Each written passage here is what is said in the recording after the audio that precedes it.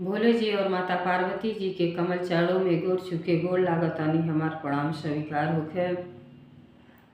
माँ के 64 रूपों में गोर छुके गोर लागतानी हमार प्रणाम स्वीकार होखे। सब देवी देवता के कमल चरणों में गोर छुके गोर लागतानी हमार प्रणाम स्वीकार होखे। हरिंदर भैया और नीलम दीदी के कमल चरणों में गोर छुके गोर लागतानी हमार प्रणाम स्वीकार होखे। सब गुरु भाई बहना के कमल चरणों में गोर छुके गोर लागतानी हमार प्रणाम स्वीकार होखे।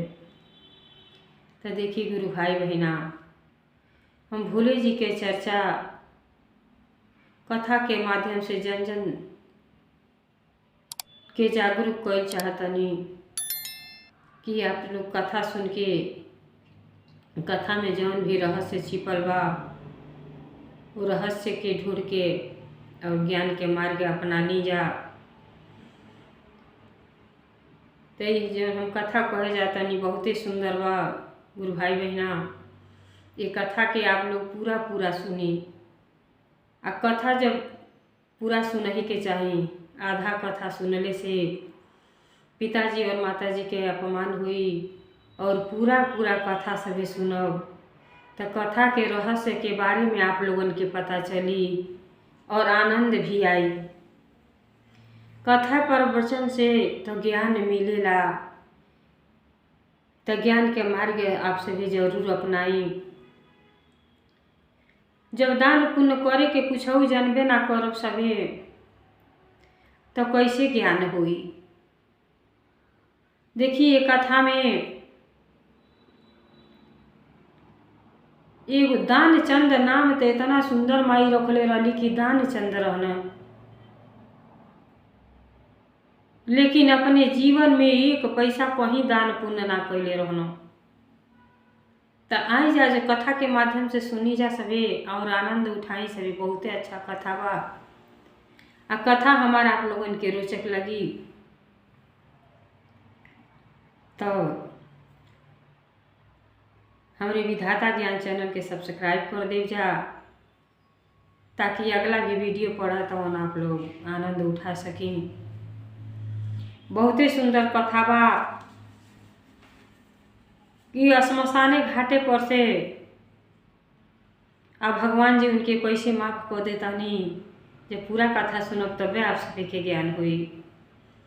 तो देखिए गुरु भाई बहना, एगो दान चंद नाम के मनुष्य रहना, पति पत्नी रहना लोग। भगवान जी के भोले जी के दिहल बहुते कुछ होल उनके पास रहल,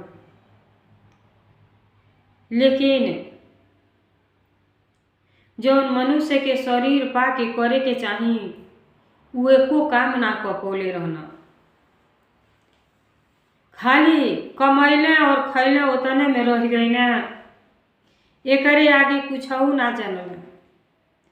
लेकिन जानता बानी जब समय धीरे धीरे बीतत जाला तो जब उनको मलकिन रहली तो कुछ दिन से शिव चर्चा में जाए लगली।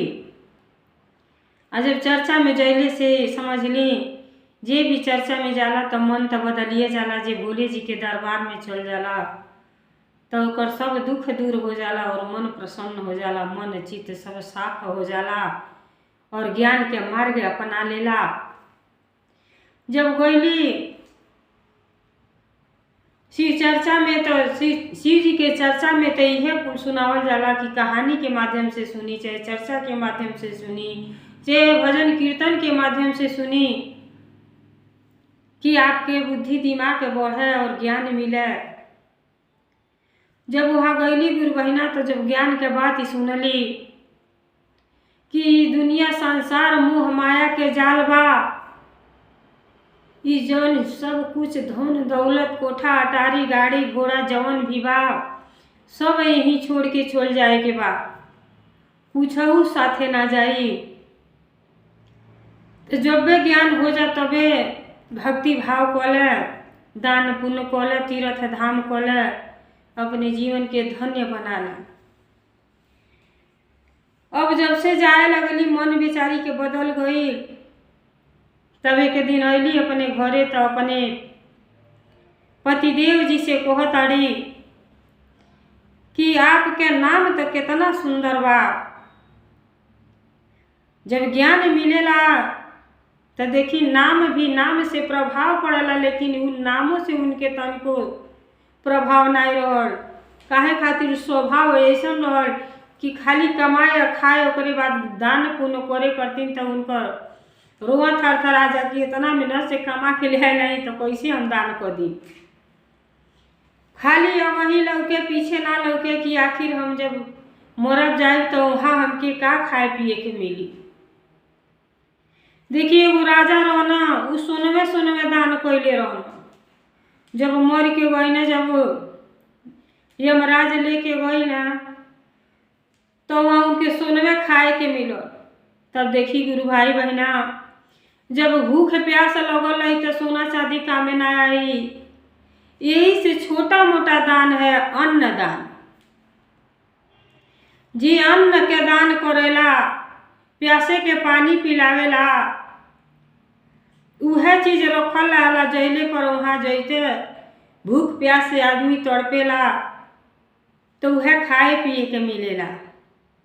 जब 13वीं करेला 13 दिन बेटी बेटा दान पुण्य क के देना, उहे 1 साल के खुराकी मिलेला। जैले के बाद ये शरीर से छुटकारा पौले के बाद भी चैन ना रहेला। 1 साल आत्मा भटकेले, भटकेले तब आज बताई खाए के तो चाहबे करी। तो यही खातिर दान पुण्य बनल है कि दान पुण्य जब कैले रहो हर चीज के, तो वहाँ हर चीज के सुख विलास आपके मिली। अब यह शिव चर्चा में गुरु बहिना सुनले रहली तो उनकी ज्ञान हो गई। अली घरे तो कहली सही बात बा। अरे हमार पतिदेव तो जब से हम आयल बानी कब्बो एगो भिखारी के भिक्षा न देवे दिहना न दिहना, तो हमन के कैसे उद्धार हुई। तब देखी घरे अली और अपने पतिदेव से कहताड़ी कि हे स्वामी, देखी अब ही समय बा, जब बूढ़ा जाई तो तीर्थ धाम कुछ ना कर पावल जाई। अब बताई ना इतना कमा के का करो, है एको साथे रह जाई। तो कहता अरे चुप रहो, बोल मत ढेर के। अरे काहे न बतिया मानतानी, अरे जाई अमावसा पूर्णिमा के दिने सब नहाए जाला, दान पुण्य करेला तो बड़ा बहुते अच्छा है। तो देखी जाई प्रयागराज नहाए आई, आ नहा ले में कुछ पैसा ले ली, वहाँ बाछी उछी छू के दान को देवा, मरले के बाद उहे मिलेला। पति के तनिको ज्ञान नहीं रहल, ज्ञान चंद के कहला हरे ते ही हमके सिखेबे, अगर कोहताड़ी तो नहाए तो हम चली जाई, लेकिन हम 1 रुपया लेके नहीं जाई। जाना तड़ू रोडे पर से खरहरा से बिटोर के पैसा वाले आवेनी। अरे बड़ा खून पसीना बहा के 3 रुपया वाले आवेनी। हम चाह तड़ू की सजी लुटा दी, ये हमसे नहीं हुई। अब बेचारी करे तो का करें गुरु भाई बहना, बतिया के तो कोशिश करके थक गईली। अब सोचली कि कुछ भजन कीर्तन सुना दी कि मन पति के बदल जा। तो देखी कैसे अपने पति के समझौले के कोशिश कर रहल बाड़ी गुरु बहना कि हमार पति तीर्थ धाम को आई और दान पुण्य कली, कुछ अगला जन्म भी बना ले। तो कहत का बाड़ी अपने स्वामी से, तर जाई है सुंदर तनवा हो, तर जाई है ये सुंदर तनवा हो, कैल गुरु के भजनवा, तर जाई है ये सुंदर तनवा हो, कैल गुरु के भजनवा, गुरु के भजनवा हो, गुरु के पूजनवा, तर जाई है सुंदर तनवा हो, कैल गुरु के भजनवा, तर जाई है सुंदर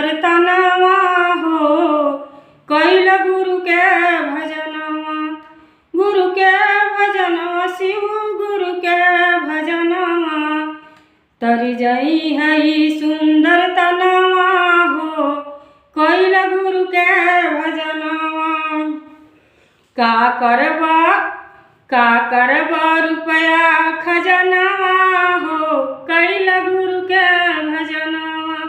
का करबा रुपया खजनवा हो कैल गुरु के भजनवा। का करबा रुपया खजनवा हो कैल गुरु के भजनवा। तर जई है सुंदर तनवा हो कैल गुरु के भजनवा। संगे न जाई श्मशानवा हो संगे न जाई श्मशानवा हो कैल गुरु के भजनवा। गुरु के भजनवा हो गुरु के भजनवा। तर जाई है सुंदर तनवा हो कैल गुरु के भजनवा। तो देखिए गुरु भाई बहना, जौन पत्नी रहली शुरू में ना सही, लास्ट में उनके ज्ञान भइल, तो अपने पति के ज्ञान के मार्ग पर ले आवे खातिर के हर तरह से कोशिश कर रहल बाड़ी और कहताड़ी कि हे स्वामी जी 84 लाख जोनी के बाद ही जौन मनुष्य के शरीर मिलल बा ओके व्यर्थ ना करी। अब तीर्थ धाम को आई दान पुण्य करी तब ही सुंदर तन के लाभ उठा ले जाई स्नान को आई। ये खजाना धन दौलत कुछ और साथे ना जाई। जाई ते जाई आपके प्रेम और आपके पूजा पाठ ज्ञान जाई साथे, धर्म कर्म जाई। तो जब इतना सुंदर बेचारी भजन सुनौली तब पति के मन बदल गए। सब भोली जी के दया है। मन तब बदलल, कहला ठीक बा जब इतना बात ही कहो ताड़ू तो हम नहाए तो जाई, लेकिन हमके 1 रुपया न दियो, हम रुपया तो एको कहीं ना खर्च करब। कहलिए दादा ले जैसे इच्छा करो, लेकिन इतनो पर तो तैयार हो जा नहाता आवे। सुने नहीं जे इलाहाबाद गंगा जी में स्नान करेला ओके मन पवित्र हो जाला, सब दुख दूर हो जाला और बड़ी शांति मिलेला। तो के जानो वही पति के गोली पर मन बदल जा। अब बेचारा नहाए गइल तो जनता बाणी घाटे पर अनेकों प्रकार के 3 तुमड़ी तो ललका झंडा, पियरका झंडा, हरियरका झंडा लगल रहेला। पंडा लोगन के पंडाल जगह जगह सजल रहेला। तो वहाँ गइले पर तो जरूर कुछ न कुछ खर्च होला। अरे जइले पर सब पंडाल ले तो ऊ के कुछ खर्चा चाहिए, पंडा के दान पुण्य करही के चाहिए। घाटे पर जाई तो दान पुण्य करबे करी, बाछी काछी छुई तबो पैसा लगी।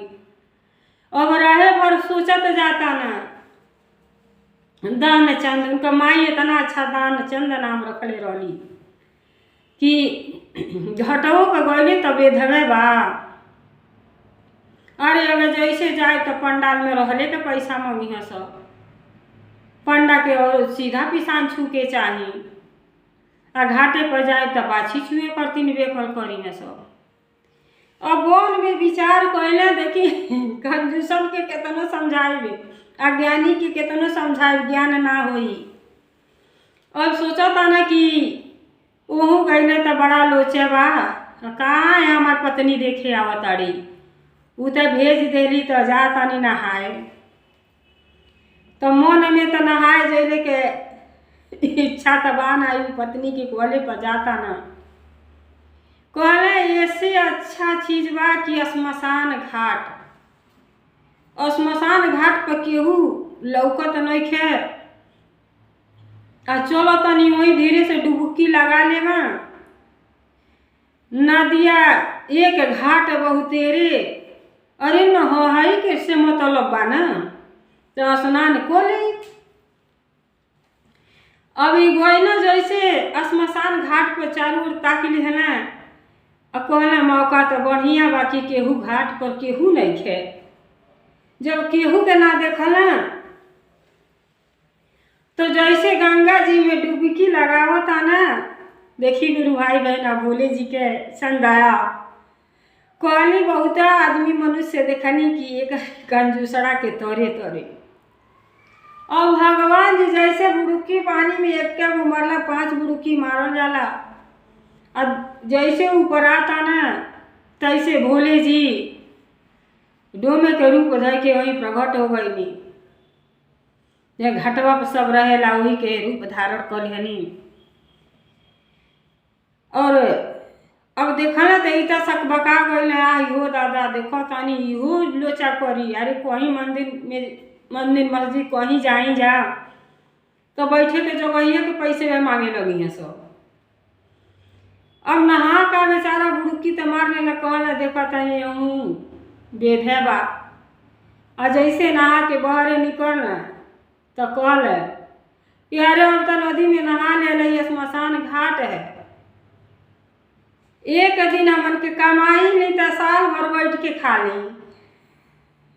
एक दिन के कमाई साल भर के हमन के खुराकी मिलेला। तो बताओ ना कि कितना के दान पुण्य करता रे, कितना लिखल जा 10,000 कि 5,000 कि 1,000 कहले नहीं कहले तो 500 अत नहीं 200 नहीं अत 100 देव अत नहीं। तो बोल अपने मुँह से 50 रुपया 51 रुपया देव कहले नहीं। कहले ससुरा बोल का देवे को पैसा का दान देवे। अब मन में विचार कैलस कि क्या करे बा लिखबे न करी। हाँ कहले 5 रुपया लिख लो, लेकिन वो हमें आदे बनाई हम पैसा वैसा नहीं की लेके आई। आ घरे आई हो तो के दे देगा। भगवानो जी उनकर निमने से परीक्षा लेता नहीं कहनी ठीक बा चल कुछ तो कहले। आ 5 रुपया खाता में लिख लेनी कहनी चल तो घर ही आए तो वही दे दिए ना ले आई बाड़े तो कौनो बात ही नहीं खे। कुछ तो अपने मन से दान कैले घाटे पाके। अब फिर भोले जी वहाँ से अंतर ध्यान हो गई। अब ये तो बड़ा खुश भइला दानचंद कहना यहाँ से पंडा 5 रुपया खोतिन हमरे घरे जाई। अरे इसे छुटकारा तो मिल गई। अब बेचारा श्मशान घाट पर न हो न और नहैले के बाद बस पकड़ना घरे आ गई ना। अढ़ाई बार सोचा था ना ला हमारे वो बची गई एना दूर से जना चमड़ी ना ना दमड़ी जो यहाँ से 5 रुपया उसूले वो से बेसी तो रास्ता में किराया भाड़ा लग जाए। बड़ा खुश भैला घरे अला। अब भगवान जी के अले में कौन पैसा कौड़ी लगे के बा कहनी चलो तू घरों परीक्षा ले ली। तो भगवान जी के जे शरण में जाला बहुते परीक्षा लेनी। जे भगवान के भक्त हो के कष्ट बहुत देने की देखी हमार भक्ति में आके हमार भक्ति के पूर्ण करेला कि मझधार में छोड़ देला। अब देखी गुरु भाई बहना जौन मूरज ध्वज राजा रहना उनका नाम तो आप सभी सुनल ही हो। वो बेचारा इतना अच्छा रहना इतना भक्ति भाव कैले रहना कि जब अर्जुन कहना कि दानी में महादानी हमार भाई युधिष्ठिर हमें अब बहुते दान पुण्य करे न उनके कितना दानी पूरे संसार में केहू नहीं बा। तब भगवान जी कहनी कि अब कुछ कहले के बात ही नहीं थे कहत इनके विश्वास ना पड़ी। कहनी ऐसा बात चलो दानी तो एक से एक महादानी बासो आ चलो एगो राजा मूरत ध्वज बाणा जेकरे दरवाजे पर से केहू आज तक खाली हाथ ना गइल बा। और दोनों जानी क्या कहना अर्जुन बन गए ना आदमी के रूप धारण कर लेना आ कृष्ण भगवान शेरे के रूप धारण करके दोनों जनी सब आ गए उनके घरे। आने के बाद जब दुआरी पर आए सब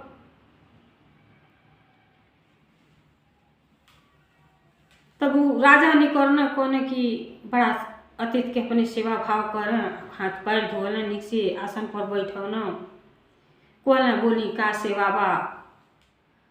कहले ये हमार जौन बूढ़ा शेर बाणे बहुते भूखाइल बाटे, इनके भोजन चाहिए, इनके भोजन के प्रबंध होके के चाहिए। कहला राजा साहब की बताई का खइया। राजा साहब के बहुत दिन के बाद एक एगो वृद्धज लड़का एक एगो पैदा भइल रहना। राजा के एक एगो लड़का रहना। तब वो कहला कि हमारी शेर बहुते भूखा बा और तोहरे लड़का के मान से हमार शेर खाई। आ कैसे खाई? जो पति पत्नी मिल के दोनों जनी लड़का के ऊपर आरा चलेबो लोगन तब हमार शेर खाई। आंसू ना गिरे के चाहिए। अगर आंसू गिर गए तो हमार शेर ना खाई, शरीर भी व्यर्थ चल जाई। तो देखी गुरु भाई बहना दोनों जनी बड़ा जनता वाणी केहू के हिम्मत करी कि अपने बेटा के ऊपर आरा चलाए के, लेकिन वो इतना महादानी रहने की आज युगो युगो तक वहाँ के नाम सब लेता। अपने लड़का के बोलौनी अब बड़ा मंद हो गई कि कैसे का करी। आतिथ्य के सेवा सत्कार कईल बहुत ही जरूरी है। सब व्यवस्था कहने जब आरा चलावे लगले लड़का से पूछने राजा तला लड़का कहले बेटा होखे के चाहिए तो वैसन होखे के चाहिए। माई बाप कोई ना पावता लेकिन लड़का सब सुन गई ना। कहले पिताजी आप तनिको उदास न होखी। अगर ये पुत्र हम आपके पुत्र भइल बानी और आपके काम में न आई तो हमार शरीर बेकार बा और हम सब बात जानतानी।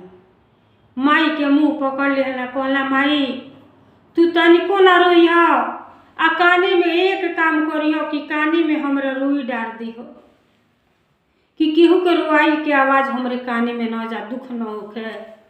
आ हम हंसते हंसते अपन जीवन ये हम जब शरीर बाई तो के सौंप देतानी, तू अपने शेर के भोजन बना दो। अब देखें राजा रानी दोनों जनी आरा चलावता लो तौने पर माई के कलेजा ना मानेला एगो आंसू गिर गई। जब एक आंसू गिर गए टपक गए धरती पर तो एक अलंग तो शेर खा ले, लेकिन एक अलंग के जौन रहल कहले शेर ना खैले। तो माई को लगली बड़ा थी भैली कहली काहे ऐसा कोई नहीं जा। कहला कि तू आंसू गिरा देलू। कहली नहीं हम आंसू एकरे खातिर ना गिरौनी है कि हमार लड़का नहीं खे। हम आंसू ऐसे हमार गिरल है कि हमरे लड़का के आधा अंग व्यर्थ चल गई। भगवान जी बहुत खुश भईनी। कहली दुनिया संसार में ऐसा केहू ना होई कि जे अपने औलाद के ऊपर आरा चलोले होई। और साथे बैठौनी सबके भगवान का महिमा केहू ना जान सकेला। आ जब बैठ गईनी तो कहतन कि खानवा हमने के भर ना खावल जाई, तूनो लोन के साथ ही खाए है। अब जिकर बेटा मर गए लाई ओकर इच्छा से मुँहे में कुछ करी डारे के गुरु भाई बहना ना न करी। बेचारे बहुत दुखित रहली लेकिन वो अपने अतिथि के सेवा में कहलो कि तनिको कमी ना होखे। यही से केहू घरे मेहमान आवेला तो कि भगवान के रूप समझ के अपने न खा लेकिन प्रेम भाव से खिला देवे के चाहे। आ खिला दे तो कहे न कि खिला दे, सब बेकार हो जाला। और जब खाए बैठल लोग तो देखी भगवान के महिमा, भगवान जी के दया से उ लड़का फिर जीवित हो गई ना और आके माई माई पुकारे लगना, आके गले मिल गई ना मूरध्वज। तो दुनिया संसार में एक से एक भक्त बा। सब प्रहलाद के बारे में जनता बानी, मूरध्वज के बारे में तो दुनिया संसार के बहुते कम लोग वंचित हुई कि ये कथा के न जानत होखे। तो ये कथा से सीख मिलेला कि पुत्र होए तो कैसा होखे के चाहिए। अगर पुत्र भैली माँ बाप के सेवा ना करनी तो ये जीवन धन्य नहीं होई। सभी मनुष्य के शरीर बेकार चल जाए। तो शरीर के बेकार न जाए दी, माँ बाप के सेवा में चारों धाम छिपल।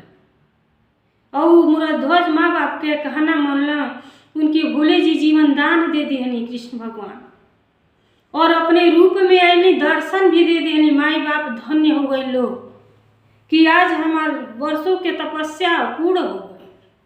तो देखिए गुरु भाई बहना, आप लोगन के ज्ञान के माले हम ये बात के सुना रहल बानी कि आप सभी सुनी और अपने प्रियजन में, भाई बंधु में शेयर करी कि जे देखे सुने ओके ज्ञान मिले। अब देखिए वो बसे से दानचंद जैसे अपने घरे आईना बड़ा खुश भईना। मलकिन उनकर बड़ा खुश भैली कि हमार पति कौनो न कौनो बहाना था नहा के चली आई ना। आईना जैसे नहा धो के खा पी के लेटा ताना, तौले भोले जी फिर आ गईनी। भोले जी जब दुआरी पर आईनी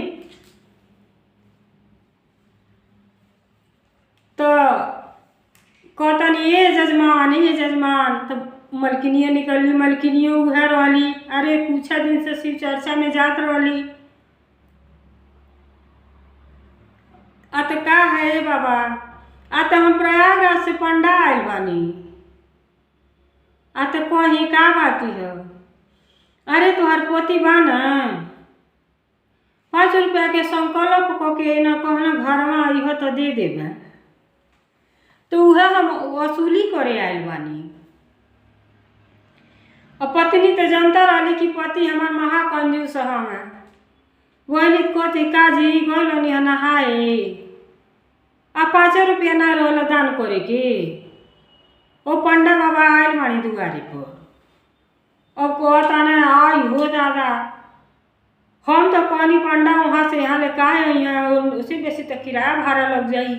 ये पंडा फिर दुआरी पर पहुँची आइल, जो कह दिए कि अब इन थकल से लायल माना तबियत नहीं खासी ठीक, सुतल बाना।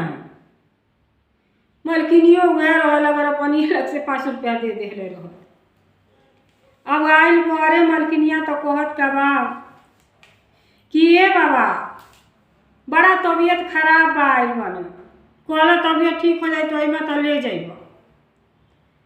तब भोले जी कहली, पंडा के रूप में आइले रहनी, कहनी तो का करे के बा, जब ले उनको तबीयत खराब है तो हम यही रह जाता नहीं। 10-20 दिन जब लगी ठीक हो जाइए तो दे दी हैं। और मलकिनिया बोल तो कहलस कि ये स्वामी जी, पंडा तो कहता ना कि 10 दिन तुम्हारे घर ही रह जाता नहीं, का करे एक बार ठीक हो जाइए तो दे दिए तो चल जाइए। अब का जाई या का आई, अब कहता आई हो दादा। अब दानचंद कहता ना आई हो दादा, ई तो पंडा महाहरामी बा। अब 5 रुपया चलते हमें के बैठा के 10 दिन खियाई अपने घरे, इतना हमारे घर में खैरात धइल बा। सुन हे यार, कहले का बोली? अरे बोले का बा, हई लट उट छितरा ले बारी में के फीता उता खोल के छोड़ी दे। आ तो का है किनारे धो दे। आ कोई दिए कि बाबा जी अंदरवा गईनी है, तो मर गई ना। तनी रुवत जाइए, नहीं तो का जानी कि वो कही कि झूठ बोलत हम। कदे आई हो दादा, हमार पति तो अब नहा के ओनी ना जानी का हो गई, मर गई। कहते तू ऐसे बाढ़ तो के जियता हम अपन सरो सिंगार खत्म कर दी। तू तो बहुत खराब आदमी बाढ़ हो, नहाए गई लह कि आपे बिटोरे गई लह। अब वह बेचारी जौन आवता तौन बोलत है, लेकिन कहता देख हमार बात नहीं मन भी न तो अच्छा नहीं हुई, जान लिए हम खरारा से बिटोर के पैसा ले आए बनी रोडे पर से। जो पहले बार और खोल ले, आ कोई दिए उते जे अंदर में आई ये बाबा उते मर गई। आ तनी रोग आ दिए तो बोट से वही सब विश्वास हो जाए सबके, हमारे 5 रुपया बच जाए ना। अब बेचारी का करे, पति के बात तो पत्नी के कैसन कैसन मनाही के पड़ेला। अब बेचारी बार और खोली लेहली दानचंद के मेहरारू, बार और खोल के अब भोले जी दुआरे पर हंस मुस्किया तानी कि हाय रे दुनिया संसार में इतना भक्त देखने की ये भक्ते के तरे तरे, लेकिन इनकर हम ओरानी मेरा कह के जाई। अब गए तो कह दिया कि ये बाबा, अरे अब तो हमार तो लूट गई सब संसार बिला गई, अरे वो तो मर गई न गनी है तो ससुर नहीं खे चलत, अब का करी, कहाँ से पैसा रुपया कौड़ी रख के दे, अरे अब भुला जाए कुल कहाँ से मिली, आई हो दादा हमार तो जीवन बेकार हो गए। लोग चिल्ला चिल्ला रोए, मेरा रो खिलाड़ी रहो। अब भगवान जी कहतानी कि चल जी कितना ते लीला करबे, कह ठीक बा कौनो बाती नहीं खे, और दाह संस्कार हमहू बानी तो तनी दुनिया टोला मोहल्ला के मनइयन रहेला सब, अब बेचारा जरा और लिहल जाए तो हो जाई, कौन तेजी बा नहान तो बीती गईल बा। भगवान जी मुस्किया था यहाँ कहतनी कि देखी कितना कितना का बा खान झूठ बोलेला।